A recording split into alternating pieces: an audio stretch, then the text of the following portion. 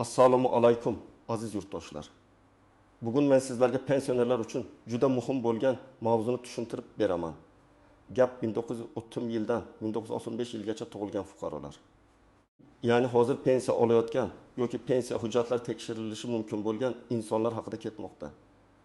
Bu ma'lumot har bir xonadonga tegishli. Chunki deyarli har bir oilada pensioner ota-ona, bobo, buvi yoki yaqin qarindosh bor. Shu oyning o'zidayoq ayrim pensionerlar bo'yicha qo'shimcha tekshiruvlar boshlanishi mumkin. Bu degani ommaning pensiyasi to'xtatiladi degani emas. Lekin hujjatlarda xato bo'lsa, ish stajini to'g'ri ko'rsatilgan bo'lsa, yashash joyi, bank kartasi, nogironlik, boquvchisini yo'qotganlik yoki boshqa asoslar bo'yicha ma'lumotlar mos kelmasa, savollar paydo bo'lishi mumkin. Shuning uchun men bugun sizga kimlar xavotir olishi kerak, kimlar bemalol yurishi mumkin, qanday hujjatlar kerak bo'ladi va tekshiruvga tushib qolsangiz nima qilish kerakligini oddiy tilda tushuntiraman. Videoni oxirigacha ko'ring, chunki eng muhim maslahatlar aynan amaliy qismda bo'ladi. Hozirning o'zida kanalga obuna bo'ling va videoga like bosing, chunki bu kabi ma'lumotlar pensionerlar uchun pul, vaqt va asabni saqlab qoladi. Avvallari pensiya masalasida ko'p narsa qog'oz hujjatlar orqali yuritilardi. Inson ish stajini tasdiqlash uchun mehnat daftarchasini, arxiv ma'lumotnomasini, korxonadan olingan spravkani, harbiy xizmat hujjatini yoki boshqa dalillarni olib borardi. Pensiya tayinlangandan keyin esa ko'p hollarda bu ma'lumotlar yillar davomida qayta ko'rib chiqilmasdi. Biror shikoyat bo'lmasa, fuqaro manzilini o'zgartirmasa yoki pensiya turini almashtirmasa, tizim o'sha eski ma'lumotlar asosida ishlayverardi. Endi esa vaziyat o'zgarmoqda. Davlat idoralari o'rtasida elektron ma'lumot almashinuvi kuchaydi. Pensiya jamg'armasi, soliq organlari, FHDYO, bandlik banklar, tibbiy ijtimoiy ekspertiza, migratsiya va boshqa bazalar bir-biri bilan solishtirilmoqda. Bu jarayonda maqsad oddiy. Pensiya to'g'ri tayinlanganmi? Ortiqcha to'lov bo'lmaganmi? Fuqaroning maqomi o'zgarmaganmi? Hujjatlarda nomuvofiqlik yo'qmi? Shular aniqlanadi. Men bu yerda bitta narsani aniq aytaman. Tekshiruv pensionerga qarshi jazo sifatida emas, tizimdagi xatolarni aniqlash uchun qilinadi. Lekin amalda xato chiqsa, pensioner idora yurishga to'g'ri kelishi mumkin. Masalan, familiyada bitta harf boshqacha yozilgan bo'lsa, tug'ilgan sana eski hujjatda boshqa, pasportda boshqa ko'rsatilgan bo'lsa, ish staji bo'yicha korxona nomi o'zgargan bo'lsa yoki arxivda ma'lumot topilmasa, pensiya miqdorini qayta hisoblash masalasi ko'tarilishi mumkin. Eng ko'p uchraydigan holat shuki, inson 20-30 yil oldin berilgan hujjatga tayanib pensiya olgan, lekin hozir elektron tekshiruvda o'sha hujjatning ayrim bandlari tasdiqlanmay qoladi. Bu darhol ayb degani emas. Chunki ko'plab zavodlar, kolxozlar, shirkatlar, qurilish tashkilotlari, kichik korxonalar tugatilgan, nomi o'zgargan yoki arxivlari boshqa joyga topshirilgan. Shuning uchun pensioner o'z huquqini himoya qilish uchun dalillarni oldin tartibga keltirib qo'yishi kerak. Endi kimlar ko'proq e'tiborli bo'lishi kerakligini batafsil tushuntiraman. Birinchi navbatda pensiyasi ish staji asosida hisoblangan fuqarolar 1930-1940 1900 va 1960 yillarda tug'ilgan ko'plab insonlarning ish faoliyati Sovet davrida boshlangan. O'sha paytda hujjatlar qo'lda yozilgan, muhrlar turlicha bo'lgan, korxona nomlari tez-tez o'zgargan. Masalan, bir ayol 1902 yildan 1992 yilgacha tikuv fabrikasida ishlagan. Mehnat daftarchasida korxona nomi tikuv ishlab chiqarish birlashmasi deb yozilgan. Arxivda esa yengil sanoat kombinati deb saqlangan. Agar tizim bu ikki nomni bir tashkilot sifatida tanimasa, staj bo'yicha savol chiqishi mumkin. Ikkinchi guruh chet eliga uzoq muddatga chiqib ketgan yoki ro'yxatdan o'tish manzilini tez-tez o'zgartirgan pensionerlar.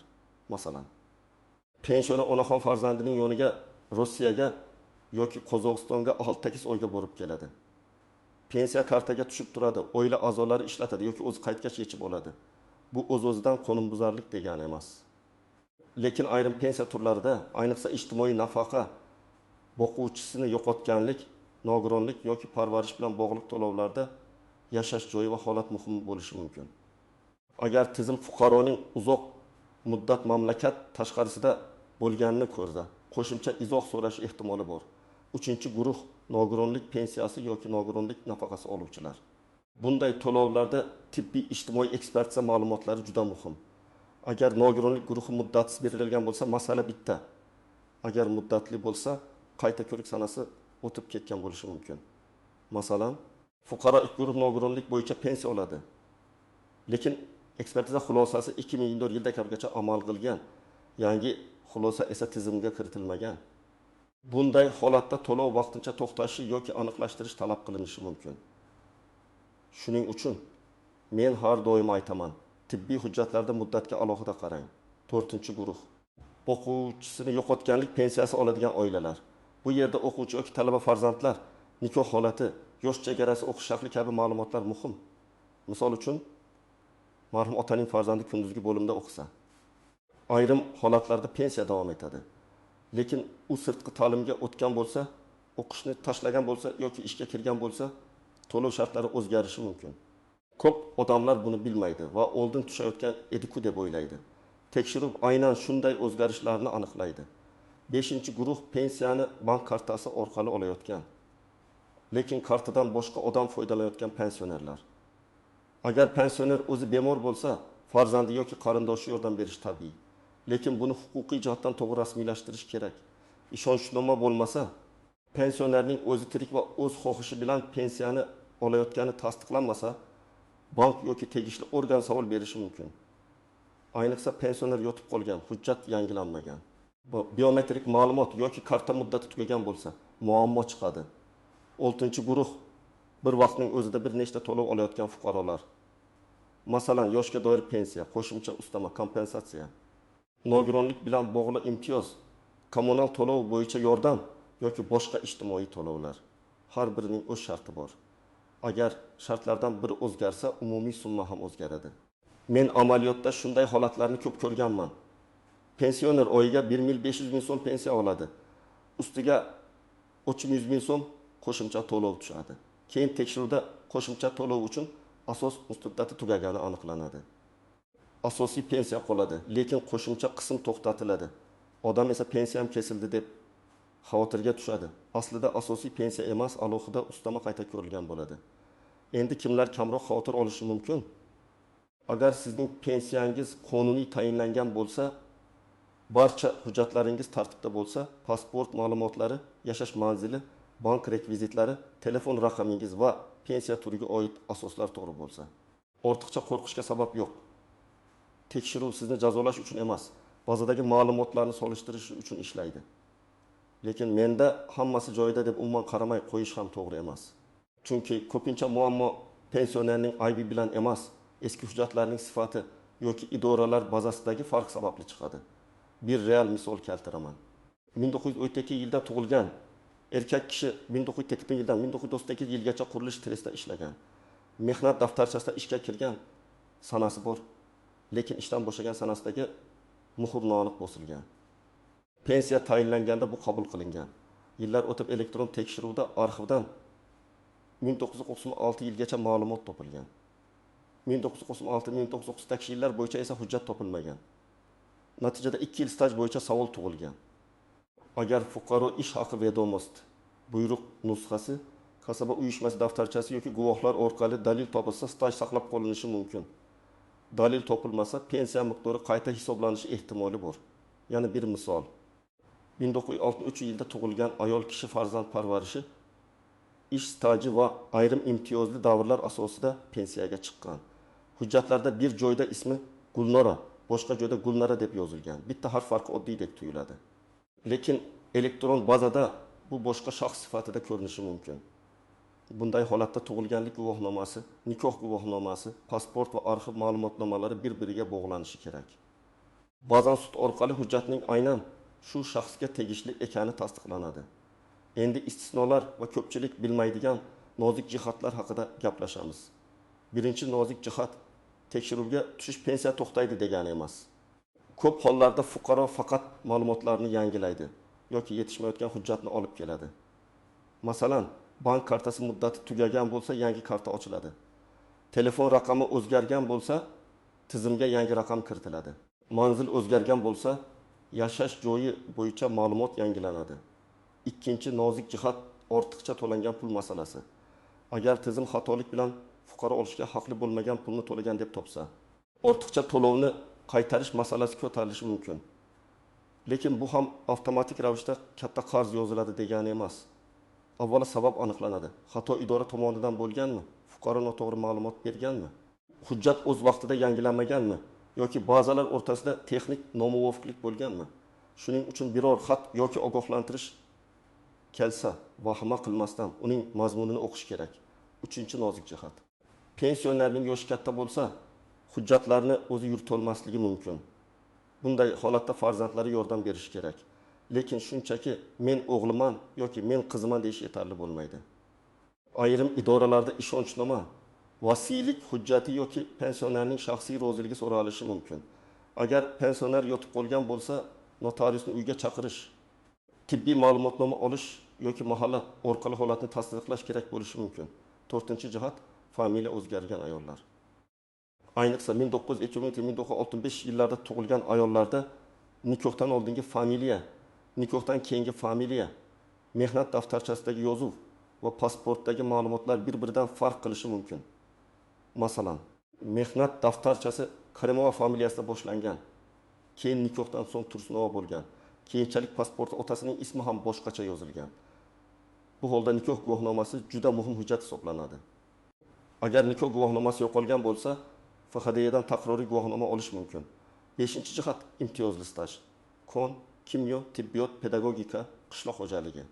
Og'ir mehnat sharoiti bo'lgan korxonalar yoki uzoq yillar maxsus sharoitda ishlagan fuqarolarda imtiyozli hisoblash bo'lishi mumkin. Bunda oddiy ishlaganman degan gap yetmaydi. Lavozim nomi, korxona turi, ish sharoiti. Buyruq va arxiv ma'lumotlari muhim. Agar lavozim nomi noto'g'ri yozilgan bo'lsa, imtiyoz tan olinmasligi mumkin. Masalan, odam amalda zararli sexda ishlagan, lekin hujjatda umumiy ishchi deb yozilgan. Bunday vaziyatda qo'shimcha arxiv dalillari kerak bo'ladi. 6-jihat ish haqi bo'yicha ma'lumotlar. Pensiya miqdorini hisoblashda ayrim davrlardagi ish haqi muhim rol o'ynagan bo'lishi mumkin. Agar eski ish haqi ma'lumotnomasi noto'g'ri berilgan yoki tasdiqlanmagan bo'lsa, pensiya summasi qayta hisoblanishi ehtimoli paydo bo'ladi. Masalan, 1909-1993 yillardagi ish haqi bo'yicha berilgan ma'lumotnomada raqamlar bor.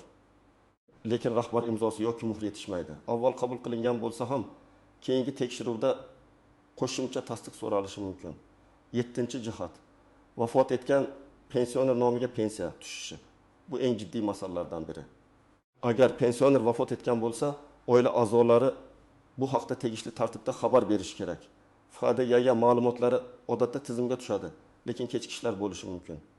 Shu orada kartaga pul tushib, kimdir uni yechib olsa, keyin ortiqcha to'lov sifatida qaytarish talab qilinishi mumkin. Shuning uchun yaqin inson vafot etganda dafn ishlari bilan birga pensiya to'lovlari masalasini ham qonuniy yopish kerak. 8-jihat. Hammaning pensiyasi qayta tekshiriladi degan gapni to'g'ri tushunish kerak. Amalda tekshiruvlar bosqichma-bosqich xavf belgilariga qarab yoki ma'lumotlar mos kelmagan holatlarda bo'ladi. Ya'ni barcha pensionerlar bir kunda idoraga chaqiriladi degan ma'no yo'q. Lekin sizning hujjatingizda nomuvofiqlik bo'lsa, yosh, pensiya turi yoki to'lov sharti bo'yicha savol tug'ilsa, sizga murojaat qilinishi mumkin. Endi eng muhim qismga o'tamiz. Hozir nima qilish kerak? Men har bir pensioner yoki uning farzandlariga quyidagi tartibda harakat qilishni maslahat beraman. Birinchi qadam, hujjatlarni bitta joyga yig'ing. Pasport yoki ID karta, pensiya guvohnomasi, mehnat daftarchasi, arxiv ma'lumotnomalari, nikoh guvohnomasi, tug'ilganlik guvohnomasi, harbiy bilet, nogironlik bo'yicha tibbiy xulosa, bank kartasi ma'lumotlari. Yashash manzili bo'yicha hujjatlar va pensiya tayinlanganda berilgan eski qaror yoki ma'lumotnomalar bo'lsa, hammasini alohida papkaga soling. Hujjatlar uyda turibdi, lekin qayerdaligi noma'lum bo'lsa. Kerakli paytda odam sarosimaga tushadi. 2-qadam, ism, familiya, otasining ismi va tug'ilgan sanani solishtiring. Hamma hujjatda bir xil yozilganmi? Masalan, O'g'iloy bir joyda Ugiloy. Boshqa joyda O'g'iloy bo'lib ketmaganmi? Otasining ismi Abdullayevich o'rniga Abdullayevich deb yozilganmi? Lotin va kiril yozuvi almashganda bunday farqlar ko'p uchraydi. Farq bo'lsa, uni oldindan aniqlang. 3-qadam. Mehnat stajini tekshiring. Mehnat daftarchasida ishga kirgan va chiqqan sanlar aniqmi? Muhrlar o'qiladimi? Korxona nomi tushunarlimi? Agar biror davr bo'sh qolgan bo'lsa, o'sha davr uchun qo'shimcha dalil toping. Bu arxiv ma'lumotnomasi ish haqi vedomosti buyruqdan ko'chirma korxona tugatilgan bo'lsa, uning huquqiy vorisi bergan ma'lumot bo'lishi mumkin. 4-qadam yashash manzili va telefon raqamingizni yangilang. Ko'p pensionerlar eski sim karta ishlatmaydi. Telefon raqami farzandining nomida bo'ladi yoki umuman raqam almashtirilgan bo'ladi. Natijada idoradan kelgan xabar yetib bormaydi. Agar sizga chaqiruv, SMS yoki ogohlantirish kelmasa, keyin men bilmagan edim deyish qiyin bo'ladi. Shuning uchun pensiya jamg'armasi bo'limida yoki tegishli xizmatlar orqali aloqa ma'lumotlarini yangilab qo'yish foydali. 5-qadam bank kartasini tekshiring. Karta muddati tugamaganmi? Karta pensionerning o'z nomidami? PIN kod va karta boshqa odam qo'lida bo'lsa, bu xavfsizmi? Agar pensioner o'zi bankka bora olmasa, qonuniy vakillik yoki ishonchnoma masalasini hal qiling. Ayniqsa katta yoshli pensionerlarning kartasidan begona odamlar foydalanishi jiddiy xavf tug'diradi.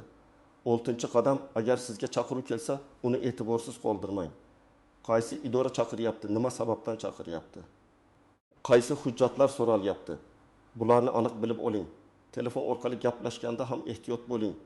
Hech kimga karta raqami, SMS kod, bank paroli yoki shaxsiy maxfiy ma'lumotlarni bermang. Rasmiy idora sizdan SMS kod so'ramaydi. Agar kimdir pensiyangiz tekshiruvda kodni ayting, pulingizni saqlab qolamiz desa, bu firibgarlik bo'lishi mumkin. 7-qadam, yozma ariza bilan murojaat qiling.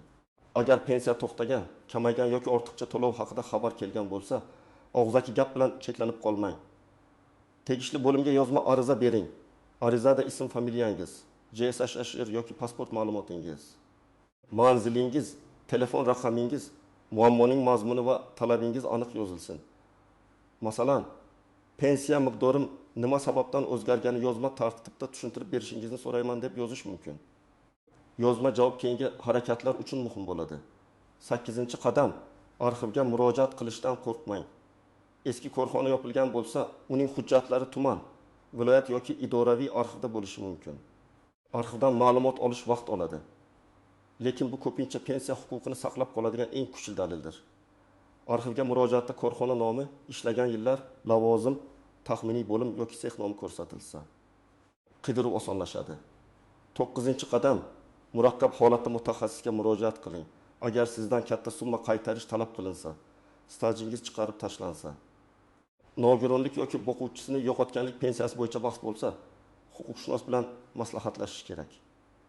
Ba'zan masala idoraning o'zida hal bo'ladi, ba'zan yuqori tashkilotga shikoyat yoziladi. Ba'zan sud orqali hujjat tegishliligi yoki ish staji tasdiqlanadi. Muhimi muddatlarni o'tkazib yubormaslik. 10-qadam, farzandlar ota-onasining hujjatini bir marta ko'rib chiqsin. Men buni juda muhim deb bilaman. Ko'p ota-onalar hammasi joyida, bolam bezovta bo'lma deydi. Lekin hujjatni ochib qarasangiz, mehnat daftarchasining bir varag'i yo'q, nikoh guvohnomasi topilmaydi. Eski pasport nusxasi qolgan. Nogironlik ma'lumotnomasi muddati o'tgan bo'ladi. Bularni tekshiruv kelgandan keyin emas, hozir tartibga solish kerak. Yana bir muhim maslahat, pensionerning huquqi buzilgandek tuyulsa, darhol janjal qilishga shoshilmang. Avval sababni biling, hujjatni oling, yozma javob talab qiling, keyin dalil bilan gapiring. Idoradagi xodim ham ko'pincha tizimda ko'rgan nomuvofiqlik asosida ish yuritadi. Siz dalil keltirsangiz, masala tezroq hal bo'ladi. Dalilsiz men ishlaganman, men bilaman, oldin shunday edi degan gaplar yetarli bo'lmasligi mumkin. Xulosa qilib aytsam, 1930 yildan 1965 yilgacha tug'ilgan pensionerlar uchun bu mavzu haqiqatan ham dolzarb. Tekshiruv hammani qo'rqitish uchun emas, pensiya to'lovlari qonuniy va to'g'ri yuritilishini aniqlash uchun amalga oshiriladi. Lekin eski hujjatlar, familiya farqlari, arxivdagi bo'shliqlar, nogironlik muddati, bank kartasi, yashash manzili yoki qo'shimcha to'lovlar bo'yicha muammo chiqishi mumkin. Sizning vazifangiz oddiy. Hujjatlarni tartibga keltiring. Ma'lumotlarni solishtiring. Chaqiruvni e'tiborsiz qoldirmang. Yozma javob oling va kerak bo'lsa, arxiv yoki mutaxassis yordamidan foydalaning.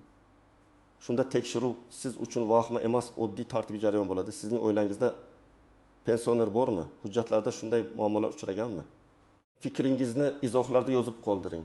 Videoga like bosing, kanalga obuna bo'ling va bu ma'lumotni ota-onangiz, bobo-buyingiz yoki pensioner tanishlaringizga albatta yuboring.